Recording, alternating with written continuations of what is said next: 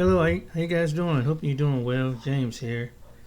I wanted to make another video, and this time it's gonna deal with Ilhan Omar. And you know how she been saying that she don't think that she can get deported.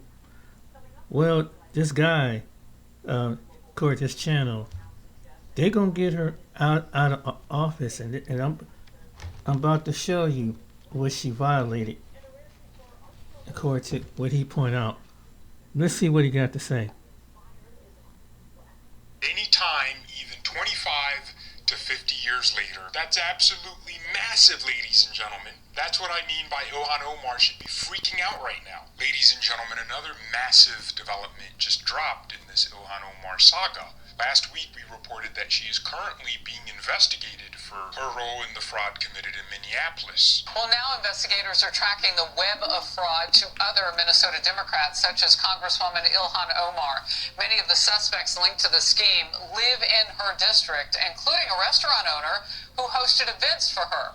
He has since been convicted of stealing $12 million in COVID funds. And now, ladies and gentlemen, I have some amazing news. Immigration and Customs Enforcement, also known as ICE, in the Department of Homeland Security, is now investigating Ilhan Omar. They're currently looking through thousands of documents because she committed deportable offenses. That's according to border czar Tom Homan. Take a listen. The border czar Tom Homan joins us tonight to talk about Minnesota as well as a number of other issues. And sir, it's good to have you back on the show. Trump mentioning the Daily Mail reporting from 2020 that Ilhan Omar married her brother to get into the country. This was last week. Take a listen. Look at their nation. Look how bad their nation is. It's not even a nation. It's just people walking around killing each other. They've taken billions and billions of dollars.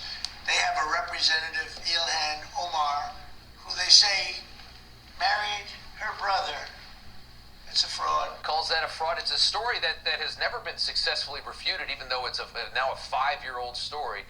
That's clearly a deportable offense. Is there an investigation into that? You know, I just got advised by a fraud investigator the other day on that. I asked the question, who reviewed the file, says that, there was immigration fraud involved. Did you hear that? We're not saying it. The border czar is. There was immigration fraud involved. The statute of limitations became an issue in the last 4 years when this was first brought up. Who was president? Who ran DOJ? So pulling the records now, pulling the files, and we're looking at, but this fraud investigator, who I know personally, one of the best fraud investigators in HSI, Homeland Security Investigations, said there's no doubt he reviewed the file. So I'm running that down this week, matter of fact, and we'll see. Stick with me here because he's going to say some more important things. Then after that, I'm going to touch on that statute of limitations point he made. Because Ilhan Omar might think she's in the clear because this fraud was so long ago. But I'm going to show you exactly why she's still cooked. And according to the Secretary, Kristi Noem of DHS, she said nearly 50% of the visas are fraudulent in this community. I mean, that would mean that half the Somali refugees are here in some way illegally. What's going to happen? Is something actually going to happen? Are there going to be people stripped of their visas, deported? Are we going to see that? Absolutely. I mean, those days are over. Thank God President Trump's in the White House. We're going to look at all of them. I mean, we're going to look at those here illegally, of course. We're going to look at those here under a visa or some sort of, immigration process that are criminals. We're going to look at the national security threats. But those who came through a process that weren't properly vetted, who didn't provide documentation, who slipped through the Biden's weak processes on, giving visas and temporary, whether student visas or visitors visas or whatever. We're going the whole gamut. President Trump has instructed us to go down and we're going to deep dive all of this. And we're going to hold people accountable. Yes, there are going to be multiple deportations coming. Absolutely. Yes, baby, Tom Homan. I could just kiss that bald head of yours. We're doing a deep dive on thousands and thousands of files, and we're going to hold people accountable. And Here's Ilhan Omar on our immigration system under this president and the job that you're doing. This is certainly not what the founding fathers of the American dream were thinking about when... Founding fathers of the American dream. No, it's the American Revolution. The creation of the greatest governing document in history, the Constitution. The founding fathers of the American dream. Why does every word from her just sound so cringe? When they set out to write the Constitution. What's your reaction to that? Unlike the Biden administration, we're following the Constitution. We're enforcing the law. We're not ignoring the law. And you're right. The proper, assimilation is important, and it's going to be required. Not only that, when they come here on a legal program, they're required to be self-sufficient. They have to prove they're self-sufficient. So a lot of them, first thing they're doing to get here is get on the public dole. President Trump put his foot down. And like I said earlier, I'm so tired of them pulling the race card all the time, Right. because we're doing this racist. ICE has arrested people from 180 different countries. Europe, Asia, South America. Every color. They're not just Yeah. arresting brown and black Yeah. people, they're arresting people from all over the world. The immigration enforcement is colorblind. There's one thing that matters to us. Did they follow the immigration law? Are they here legally? Did they break the law once they became here, either illegally or legal? Doesn't matter. Yeah. So we're following the law. That's all that matters to us. So once again, me and Grok worked on this. Ilhan Omar's lawyers are probably telling her there's nothing to worry about. There's the statute of limitations. That might be true, but there's one thing they're not thinking about. So a quick rundown. Her marriage to Ahmed Saeed Elmi, her brother, for immigration benefits, to give him a green card and everything like that. That would be a violation of 8 U.S.C. Section 1325, which is the part that deals with immigration marriage fraud, as well as 1546, which deals with visa and immigration document fraud, and conspiracy to defraud the United States. The statute of limitations on those crimes is 5 years. The marriage happened in 2009, and the divorce happened in 2017. That's definitely more than 5 years ago. The crime is considered complete when the fraudulent marriage is entered into, or when the immigration benefit is obtained between 2011 and 2012, when he received student aid or status. That 5-year clock expired between 2014 and 2017. The second allegation against Ilhan are her false statements or concealment during her own naturalization process. The same statute, just Part A and B. That statute of limitations is 10 years. She became a citizen in 2000. That 10 years expired in 2010. And any other immigration-related false statements would have happened between 2000 and 2017. Charges of perjury under immigration law, and they also carry a 5-year statute of limitations. The conclusion is all alleged acts are more than 5 to 15 years old. Ladies and gentlemen, this is what I love. What is not time-barred is civil denaturalization. Under 8 U.S.C. Section 1451, the section dealing with revocations of citizenship obtained by concealment of material fact or willful misrepresentation. What do you see there? None. No statute of limitations whatsoever. That was established in multiple Supreme Court cases. Yes, the Trump administration can file a denaturalization lawsuit at any time, even 25 to 50 years later, if they have clear and convincing evidence that citizenship was illegally procured or procured by fraud. That's absolutely massive, ladies and gentlemen. That's what I mean by Ilhan Omar should be freaking out right now. If the Trump government is exhausting investigative resources looking into her past, any lie she put on her citizenship application is going to haunt her. This is the denaturalization pathway. If any of these stories, which have been reported on for years, are true, she's cooked. Omar allegedly entered a fraudulent marriage before 2000 in Kenya refugee camp or early entry to her first husband, Ahmed Hersi, or another relative misrepresenting marital status or family relationships on her refugee application, adjustment, or naturalization applications. This hit polygamous relationships or sibling ties that violated refugee eligibility. Although Nita's forged marriage or divorce records from the 1990s, witness affidavits from the Somali community, and inconsistent family timelines in the immigration files. Witness affidavits from the Somali community. Remember, the reason we even know about these stories is because Somalis snitched on Ilhan. This would mean she was ineligible for refugee status due to all that fraud. That's enough grounds for revocation. There's also allegations that Ilhan lied about her family's refugee persecution story in 92 and 95. That would fall under illegal procurement. Also allegations of concealment of criminal or terror ties in her family. There's been a lot of reports that her family is linked to groups like Al al-Shabaab. And the implications of that are self-explanatory. If that information was given to immigration officers, she would have never gotten her case granted. And remember, there's no time limit. Civil denaturalization has none. Let me know if you guys enjoyed that breakdown. I'm just in a good mood about this, man. Tom Homan confirming there's an investigation, and us having a real pathway to denaturalization, and then hopefully at the end, deportation. At the very least, we have to investigate her connections to the fraud that's been going on in Minnesota and lock her up. Let's see what happens. I'll keep you guys updated as this. She violated the law. If Pam Bondi goes through that and have proof, she has a case against Ilhan Omar. The Trump administration, that's a go.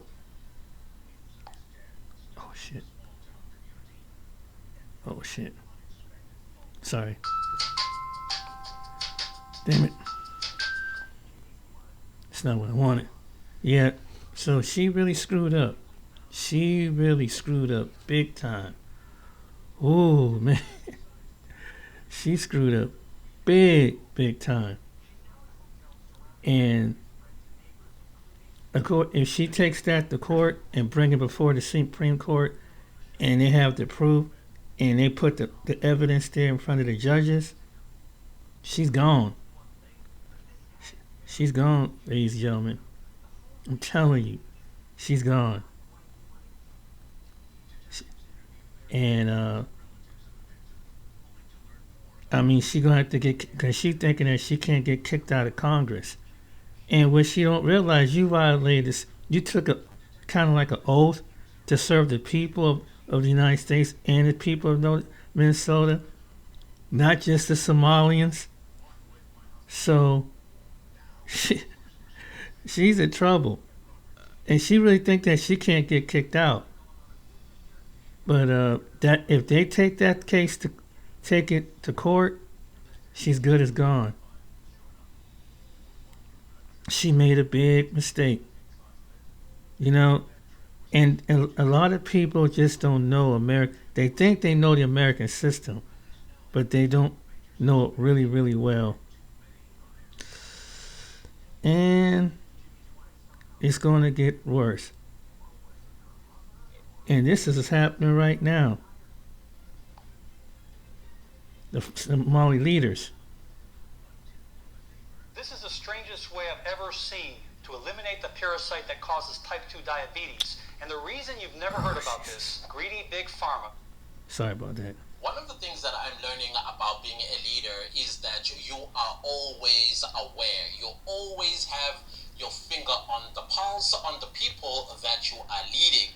Whether you are leading a group of professionals, or you are leading a community, or you are a president, whatever leader that you are, you always have your finger on the pulse, so that whenever the people that you are leading kind of miscalculate or take a misstep, you or your responsibility is to bring them back on the right track. Now, I am seeing the Somali, I guess these are the leaders, the clergymen, or whatever it is that they call themselves, have taken to the pulpit to basically apologize on behalf of the Somali community in America. Well, I cannot call them Somali Americans or American Somalis, because they've made it quite clear that they are Somalis. They are not black, they are not Africans, and therefore they cannot be Americans either, even though they are making a claim that 3,000 years ago they were promised the land called the United States today. We accept the president's words. They came from a place of anger and disappointment. I'm sure many Americans feel the same way. The president was right to let loose his feelings. It shocked us into understanding the severity of the harm our people caused. These criminals betrayed America's welcoming spirit. The scale of these crimes has stained the reputation of American Somalis. America's freedoms allowed us to build a unique community here in Minnesota. must promise to weed out any evil living among us. This evil came from within our community. And so, as an honorable community, we take responsibility. We must correct this wrongdoing.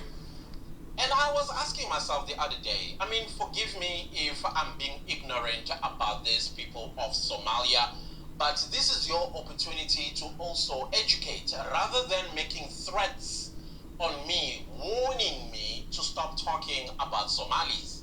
In case you have not noticed, South Africa is part of the free world. You live in the United States, which is a free world. South Africa is part of a global community that pushes democracy and promotes democratic principles, not Sharia law or pirate-minded or mindedness. We speak because we've got the freedom to express ourselves through speech. If you don't like what you are hearing, whether it's about your community or about something else that you don't like, listen. Social media has been around almost 20 years now. Surely by this time you have found the scroll up mode. You know, I don't like something and my phone is a smartphone and it's a touch screen and I don't like what this individual is saying, you scroll. But to come and tell somebody of a free world to stop doing something because in your country that is what you'll get away with, I'm sorry to tell you, this is exactly why you are in the problems that you find yourselves. Because you want to impose yourselves and your culture, your religion, as well as your dictatorship on countries that are free. Do not threaten me. Do not threaten me. This is my platform. I will express myself any way, anyhow I want to. And if your community are crooks, they are going to be called exactly that, crooks. Just like the $10 billion that was defrauded out of Minnesota welfare, that's theft. And it is perpetuated by your community. Yes, not the entire Somali community, but unfortunately, your leaders that are now, in my opinion, they are realizing the gravity of the situation where they may actually lose their funding back home, allegedly, to terrorist groups like Al-Shabaab. Because that's the question one has to ask. Where did that $10 billion go to? Yes, it's been traced all the way to Kenya. And I can tell you one thing about Kenyans. It's not them that stole the money. Kenya is a neighbor to Somalia. That direct neighbor to Somalia. Because Somalia is in shambles the way it is, they have gone as far as claiming the northeast part of Kenya. Yeah, that's where the money went to. Where it is 100% Somalis. Kenyans are not allowed to even go there on their own land. So it's not the Kenyans that you should be looking at and thinking that that $10 billion of welfare money that has been wired to Kenya, it's not to Kenyans or the Kenyan government. Kenya is not a country of terrorists. Kenya is like South Africa, one of the most developed countries on the African continent. Yes, it's in the east and it's neighbor to Somalia. And we already established that Somalis, when they run away like cowards to other people's countries to go and impose their practices and religion and then turn around and tell the people that are hosting them with warm hands to stop practicing their laws. Instead, this is the law that we are going to impose. What sort of invasion is this one? So if you go to northeast of Kenya, those monies, that's exactly where you are going to find them, not the people of Kenya. I'm just letting you know so that you understand the situation and the dynamics that Kenya finds itself in, just like South Africa and the United States and other European countries. As I said, I was lying in bed the other day and I'm thinking, these people say they are Arabs. marketers and direct sellers. Stop prospecting, period. You don't need to do it. Here's the proof. Yep. And it's been shown that they over. So really, they overextend themselves in Kenya now. And she's talking all this mess about, oh, she don't think that she's above, but no, they're building up a case, and they're gonna get that money. They're going to get that money. I hope she understands that.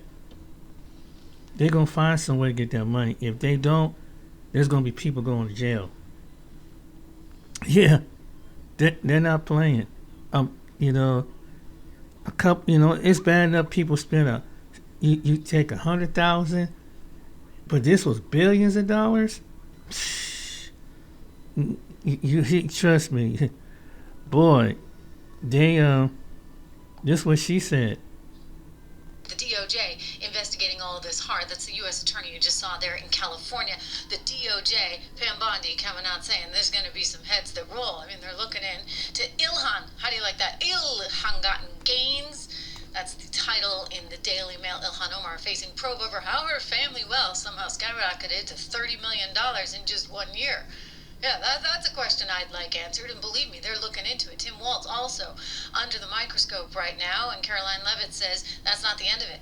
There will be heads that will roll as a result of this investigation. Watch. The Department of Justice, as we speak, is continuing to execute search warrants and subpoenas. People will be in handcuffs as a result of the fraud that Governor Walz has allowed to occur for many, many years. The Department of Homeland Security is conducting door-to-door investigations on the ground at potential fraud sites, and they are also, of course, conducting continued deportations of illegal aliens in Minnesota's communities. We're also not afraid to use denaturalization. Whoa, whoa, whoa, whoa, whoa. Okay, did you hear what she said? Denaturalization. So, could Ilhan Omar lose her citizenship as a result of anything that's coming our way? Could those people that have been implicated or convicted in this massive Somali fraud, I've heard estimates now of about $100 million, so that could be pretty significant. I mean, Tim Walz wanted to be number one in something. Turns out his state's now number one in fraud. We'll see where California shakes out when it's all said and done. But denaturalization is very interesting because that actually is something that you don't hear about a lot. It has some pretty significant legal hurdles. But I've been doing some investigation of myself into it, and there are certain things that one could look at. For example, if any of these people got their citizenship fraudulently, Ilhan Omar's brother, I'm looking at you, possibly, I don't know. I mean, these are the allegations, right? These are the allegations, and they should be investigated. And I guess all it would take is a simple DNA report to be able to tell you. Yeah, I mean, she married this guy, allegedly her brother, to help him get citizenship and be able to get a scholarship to go to University of one of the Dakotas. And wow, right? Sure beats Somalia. But she was married to another guy when she married the alleged brother. This is all hearsay. None of it has been proven. I want to be cautious and careful about that. But it seems sort of strange to me that you divorce one guy and yet you continue having kids with him, while the other one that you marry moves off to go to school. Just saying. Anyway, the one that she had kids with eventually, she was already divorced from him, and then the guy who was allegedly her brother, again, we have no proof of that, just a lot of talk online, including, by the way, the Daily Mail did a really good interview with somebody in the community who talked about how he, in fact, believed that indeed that was her brother. So there's a lot out there, just no DNA proof as of yet. So she had another kid with the ex-husband, and then the husband that allegedly is the brother, moves overseas to London, and she then somehow, I don't know, she's married to another guy. I mean, this is, for a religious woman, she gets around, let's just say. She marries this one, and I remember his name because I think My Net Worth. The other day we were live on the air, and I was like, is it Ynet? Is it MyNet? Oh, it's MyNet. Because My Net Worth goes up when I marry MyNet. That's what she's thinking, because she went from like $200,000 to nearly $30 million overnight. I mean, within the span of a year. And his company, by the way, is super sketch, or super sus, as the kids like to say. He's apparently got a political consulting company that he calls a private equity firm, but I've looked at it, it's really not a private equity firm. It really is just a political consulting firm. And of course, he's like the ultimate political consultant. He gets paid by the big boss. That would be her, Ilhan Omar. He works her campaign, the donors donate to her, and then he gets paid the big massive salary. So that, I guess, works out for Mr. Minette. And her net worth went way up after marrying him. So Caroline Leavitt is pretty specific. Heads are going to roll. She's looking at denaturalization. Again, in the case of Ilhan Omar, what you'd actually have to prove is that somehow her parents filled out some applications fraudulently, perhaps the other rumor online, again, with no actual firm reporting on this, so I want to be cautious, but there are allegations that have suggested her dad may not have been who he said he was.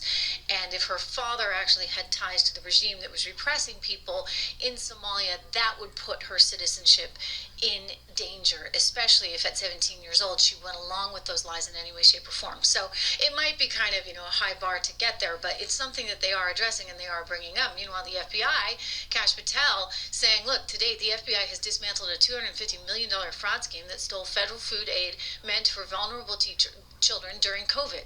And that was that feeding the future that Ilhan and her hubby put out. Actually, the day they announced their marriage, she also introduced that legislation.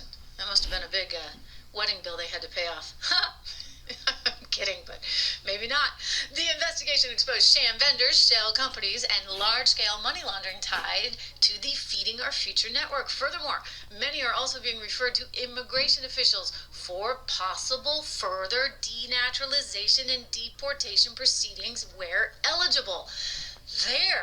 Okay, so again, we're hearing more talk of denaturalization. That is a big deal because they would lose their citizenship. They'd have to go back to Somalia, and that is going to get heavily contested in the courts because once you become a citizen,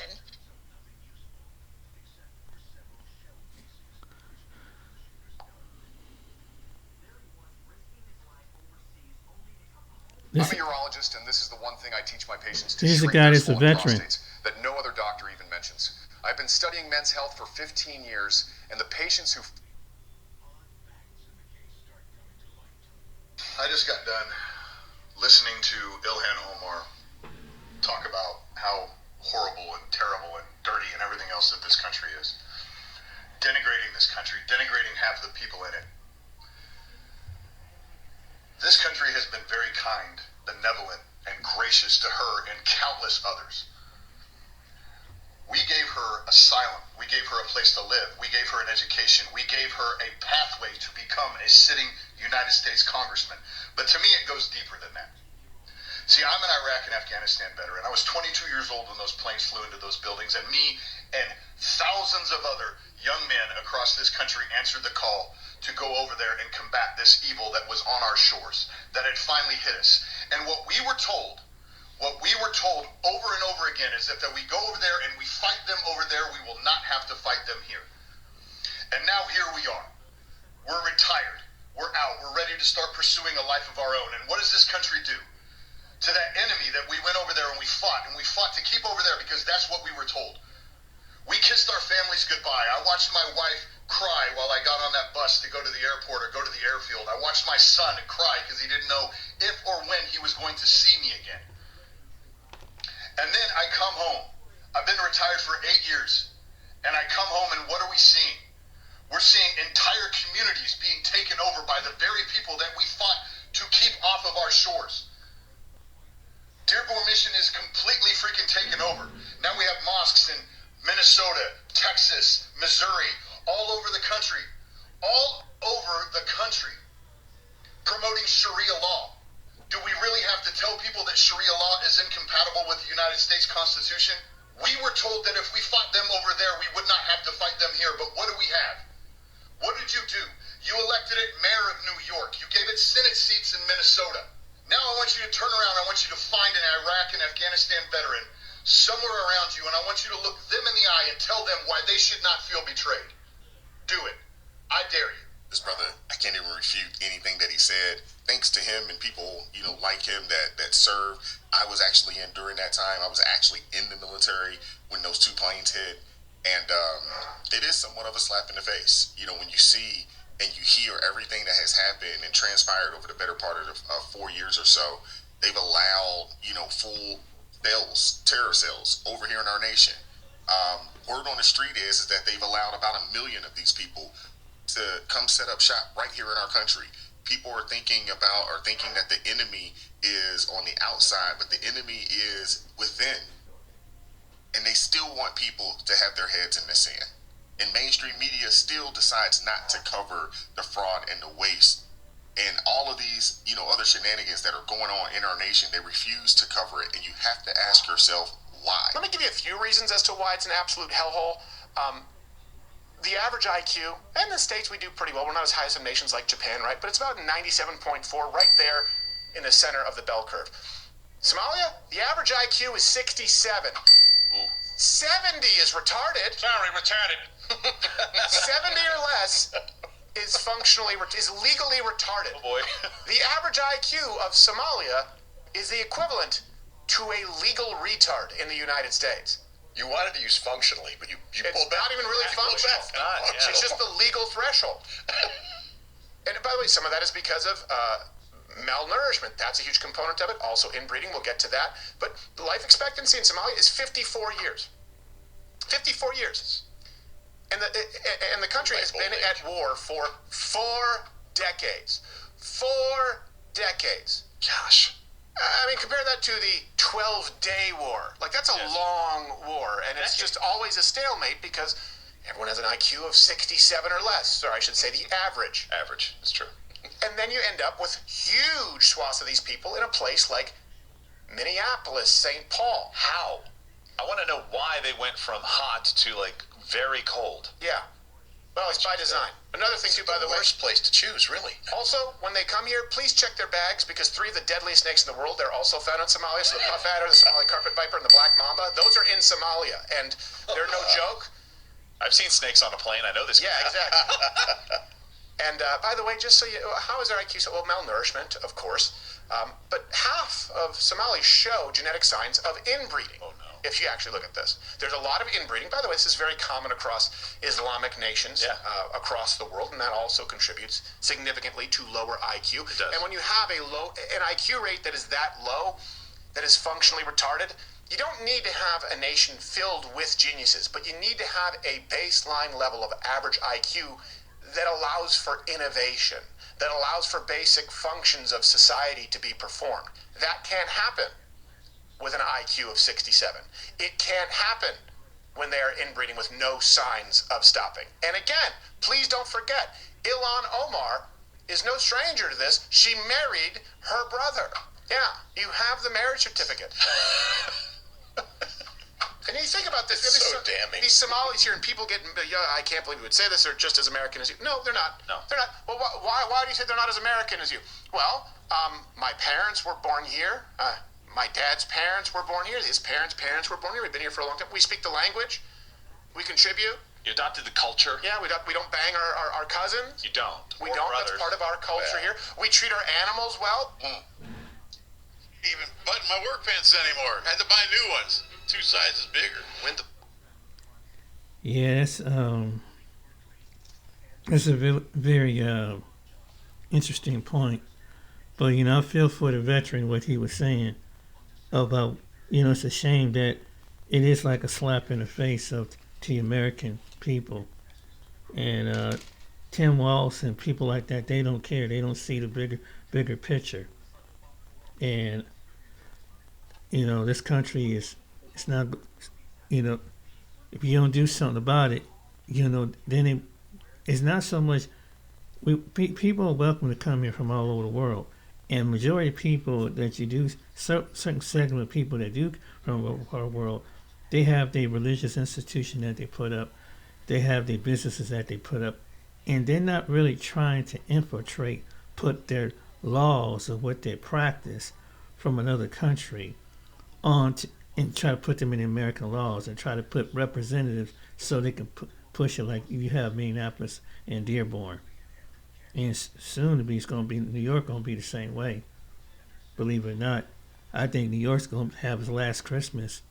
Personally, that's my opinion. And we gonna see how next Christmas gonna be like in New York. It should be.